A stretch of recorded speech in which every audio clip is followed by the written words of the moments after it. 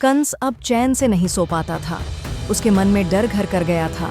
हर रात उसे लगता कोई उसके पास आ रहा है, कोई जिसकी चाल बहुत शांत थी लेकिन आंखों में तेज था। धीरे धीरे वो डर और गहरा होता गया और इस रात कंस के सामने वही चेहरा आ खड़ा हुआ जिससे वो बरसों से डरता आया था। कंस, तेरा समय अब पूरा हो चुका है। तेरा अन्याय, अहंकार और तेरे बुरे कर्म अब समाप्त होने वाले हैं। जिसे तूने जन्म से पहले ही मारना चाहा, वही अब तेरे सामने खड़ा है। मैं वही कृष्ण हूँ, माता देवकी का पुत्र, सत्य का साथी और अधर्म का अंत। तूने मेरे माता पिता को बंदी बनाया, उनकी आंखों में आंसू दिए। अब तेरा अंत निश्चित है।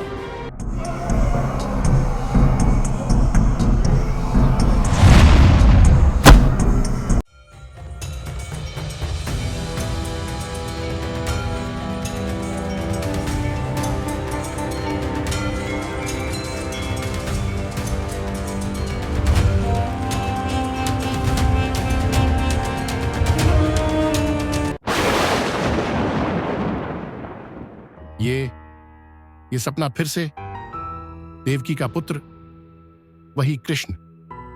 नहीं, ऐसा नहीं हो सकता। कोई बालक मेरा कुछ नहीं बिगाड़ सकता।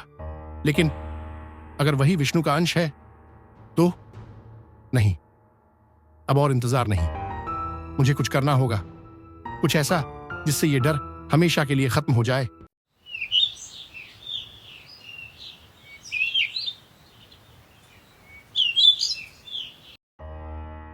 द्वारपाल, अक्रूर को बुलाया जाए तुरंत।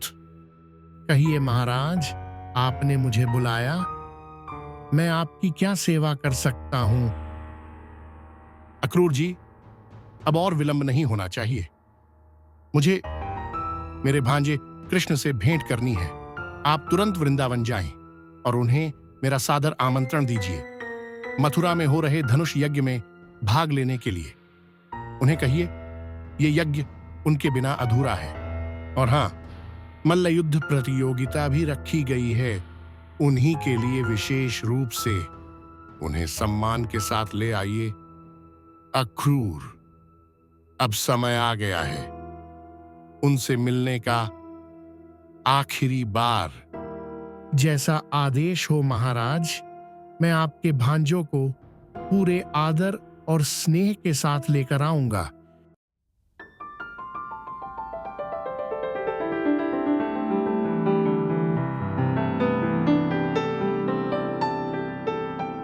धन्य है ये धरती जहां कृष्ण ने कदम रखे हैं।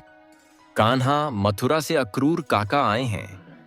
लगता है अब समय आ गया है हमारे मथुरा प्रस्थान करने का। प्रभु, कितने युग बीत गए इस पल की प्रतीक्षा में। मेरी आंखें आपके दर्शन की प्यासी थीं, आज वो तृप्त हो रही हैं। मैं आपको क्या बताऊं, वहां मथुरा में अंधकार ही अंधकार है। हर गली, हर द्वार आपके नाम की प्रतीक्षा में खड़ा है। देव की माता ने इतने आंसू बहाए हैं कि लगता है जैसे समुद्र का सारा पानी उनसे निकल आया हो। और आपके पिता श्री वासुदेव जी, उन्होंने अपने हृदय पर ऐसा पत्थर रखा है कि वर्षों से कोई आह तक बाहर नहीं निकल पाई। उनके मन में बस एक ही बात है, मेरा कृष्ण कब आएगा। प्रभु, वो दिन आ गया है। अब सब्र की सारी सीमाएं टूट चुकी हैं। कंस ने आपको आमंत्रण भेजा है धनुष यज्ञ के नाम पर उसकी मंशा आपसे मल्ल युद्ध करवाने की है। वो चाहता है कि आप मथुरा आई, पर नहीं जानता कि साक्षात नारायण को कौन बुलाता है। वे तो स्वयं अपने समय पर प्रकट होते हैं।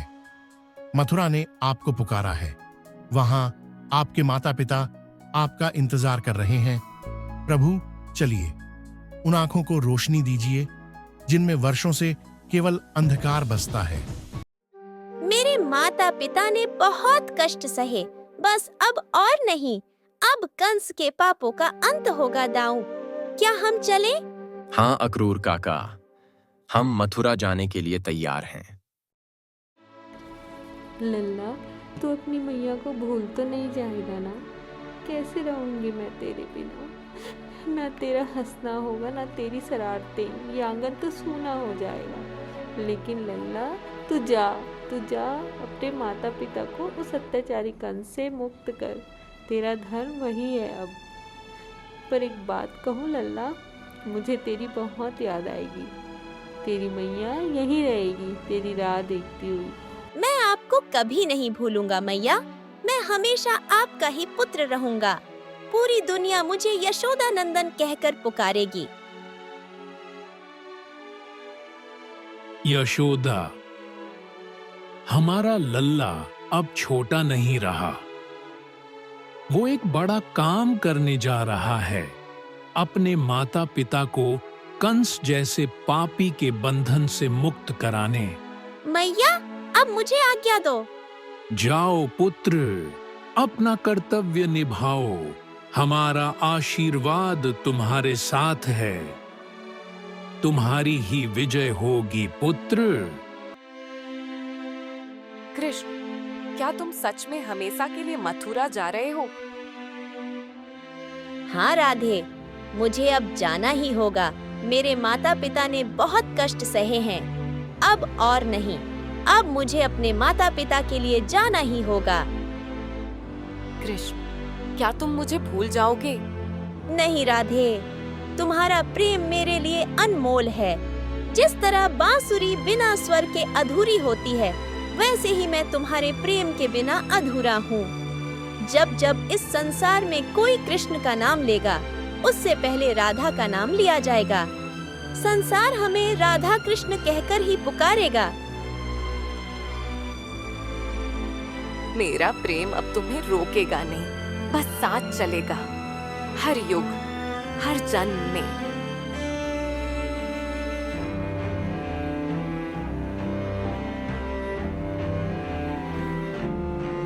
हमें छोड़कर मत जाओ कृष्ण, हम तुम्हारे बिना नहीं रह पाएंगे। कृष्ण, तुम हमें भूल तो नहीं जाओगे ना? नहीं नहीं, मैं तुम सबको कभी नहीं भूल पाऊंगा। तुम सबसे मैं बहुत प्रेम करता हूँ। राधे, क्या कह रही थी तुम? कृष्ण, तुम सबके बन जाओगे और मैं सिर्फ तुम्हारी राह जाऊंगी। तो क्या ये विरह ही हमारा मिलन है? हाँ राधे, जहाँ विरह सच्चा होता है, वहीं प्रेम अमर हो जाता है। और यही तो हमारे प्रेम की सबसे सुंदर बात है राधे। कृष्ण, मैं तुम्हारे बिना कैसे रह पाऊंगी? राधे, मैं जानता हूँ ये वियोग सरल नहीं होगा, पर मुझे क्षमा करना राधे। मुझे मथुरा जाना ही होगा। अब समय आ गया है। इतिहास मेरी प्रतीक्षा कर रहा है।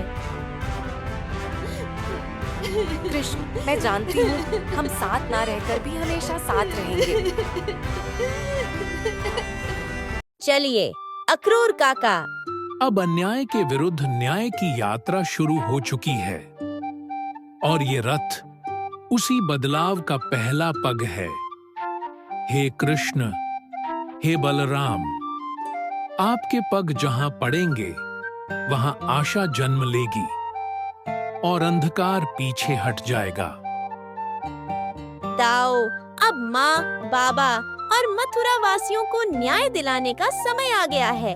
और जब आप मेरे साथ हो, तो मुझे हार का कोई भय नहीं। महाराज कंस की जय। महाराज कृष्ण और बलराम मथुरा में प्रवेश कर चुके हैं। क्या कहा?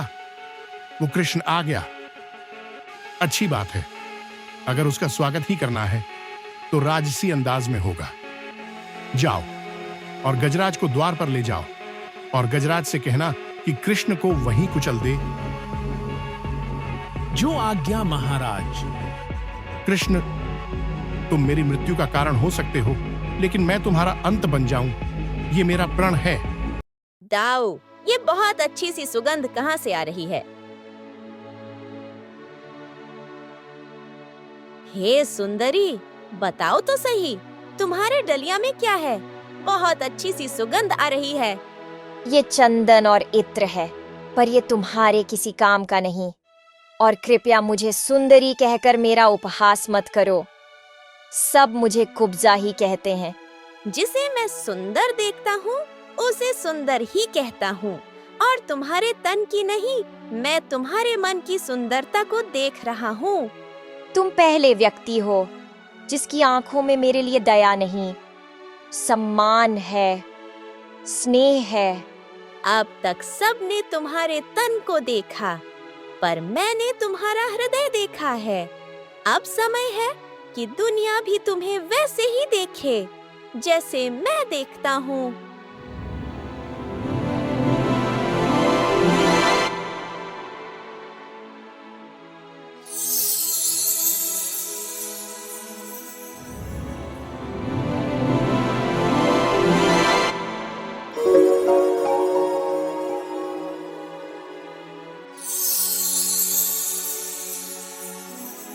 हे प्रभु, ये तो एक नया जीवन है। आज पहली बार मुझे अपने आप से प्रेम हो गया। प्रेम तो तब ही जागता है जब कोई तुम्हें तुम्हारे सच्चे रूप में देखे, और आज तुम स्वयं को देख पाई हो।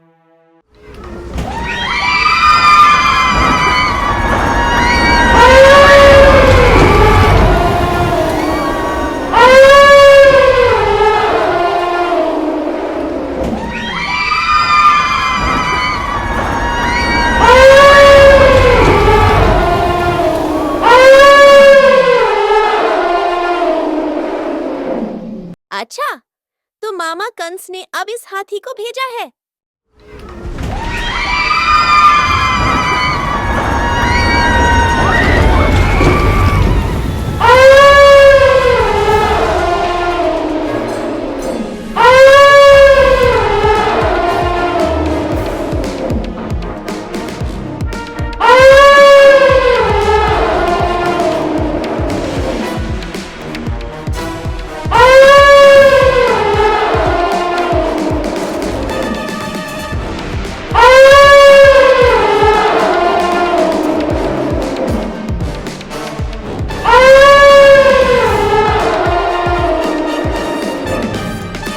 श्री कृष्ण की जय, कृष्ण की जय, कृष्ण की जय।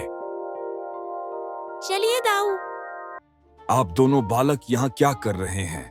हम दोनों यहाँ मंदिर आए थे। क्या मैं इस धनुष को उठाकर देख सकता हूँ? ये बालक अब शिव धनुष उठाएगा।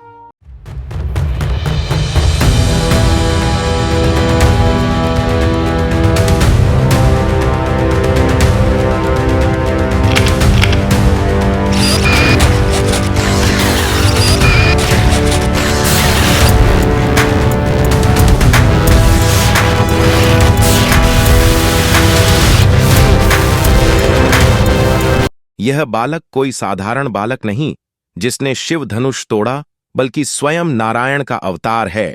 इस संसार में ऐसा कोई नहीं जो उन्हें हरा सके। महाराज कंस, अभी भी समय है। आपको कृष्ण से क्षमा मांग लेना चाहिए। वो बहुत दयालु है, आपको भी क्षमा कर देंगे। उस दिन तुमने मुझसे कहा था कि मैं अमर हो जाऊंगा, और आज मुझे कृष्ण की शरण में जाने को कह रहे हो। ऐसा कभी नहीं हो सकता। हाँ, मैंने सही कहा था कि अगर आपका धनुष यज्ञ पूरा होता तो कुछ और होता, लेकिन आप शिव धनुष की रक्षा नहीं कर पाए। इसका मतलब यही है कि अब आपको कोई नहीं बचा सकता। आपको कृष्ण के शरण में चले जाना चाहिए। उस कृष्ण को मैं मल्लयुद्ध में हराऊंगा।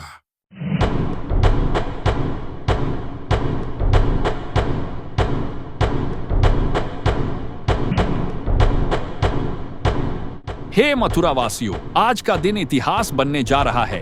इस भव्य राजकीय दंगल में उतर रहे हैं देवकी और वासुदेव के पुत्र कृष्ण और बलराम। स्वामी, मेरा कृष्ण आ गया है। मुझसे अब और प्रतीक्षा नहीं होती। मुझे मेरे कृष्ण के दर्शन करने हैं। मेरा पुत्र, मेरा लाल, क्या उसने मुझे कभी याद किया होगा? हाँ देवकी, हमारा पुत्र आ गया है।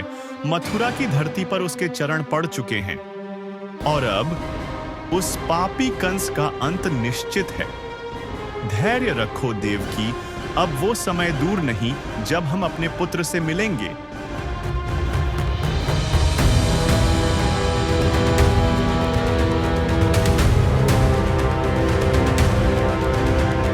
तो ये है कृष्ण। आओ भांजे, आओ, ये युद्ध भूमि तुम्हारा ही इंतजार कर रही है। उनके सामने होंगे कंस के सबसे बलवान और अजेय पहलवान, महारथी चाणूर और मुष्टिक।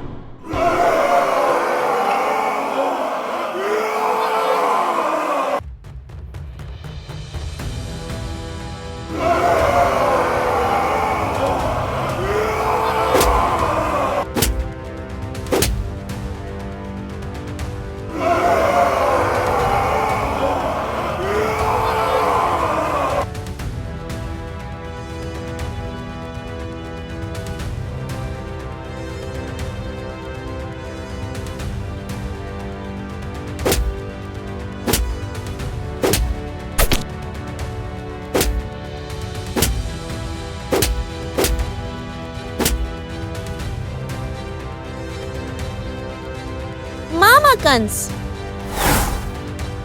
कंस, तेरा समय पूर्ण हुआ। मैं वही कृष्ण हूँ जिसका जन्म तुझे समाप्त करने के लिए हुआ है। तेरा घमंड, तेरा अन्याय अब इस भूमि पर और नहीं चलेगा। तैयार हो जा कंस, अब ना सिंहासन बचेगा ना तेरा नाम।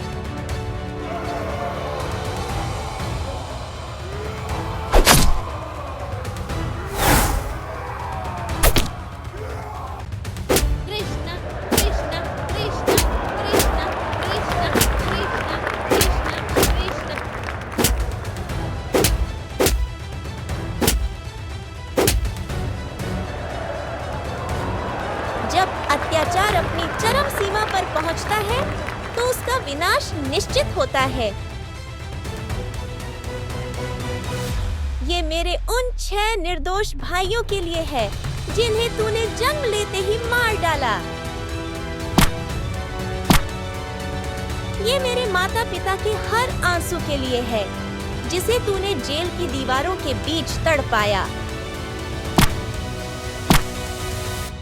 ये गोकुल और वृंदावन की उस मासूम हंसी के लिए जिसे तेरे राक्षसों ने डर और मृत्यु में बदलने की कोशिश की। और ये अंतिम प्रहार तेरे घमंड के लिए है कंस, जिसने खुद को ईश्वर समझ लिया था।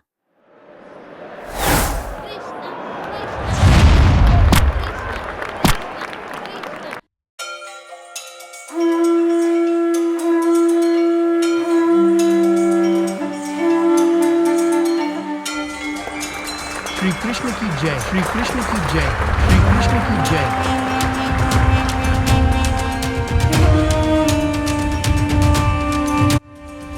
मेरा कृष्ण, मेरा लाल। मैया। कंस के अधर्मी शासन का अंत हुआ है और अब एक नई सुबह, एक नए युग की शुरुआत है। मथुरा अब धर्म, न्याय और प्रेम का प्रतीक बनेगी। श्री कृष्ण ने अपने नाना महाराज उग्रसेन को पुनः मथुरा का राजा घोषित किया। अब मथुरा में न्याय का राज्य था, धर्म की स्थापना थी और प्रजा के हृदय में था श्री कृष्ण के लिए प्रेम, विश्वास और आस्था। जय श्री कृष्ण। जब अन्याय की आवाज सत्य को दबाने लगे, तब ईश्वर स्वयं न्याय बनकर धरती पर उतरते हैं। धर्म की राह पर चलने वाला कभी अकेला नहीं होता, उसके साथ स्वयं भगवान होते हैं। और जहाँ धर्म है वहीं विजय है। प्रेम से बोलो राधे राधे।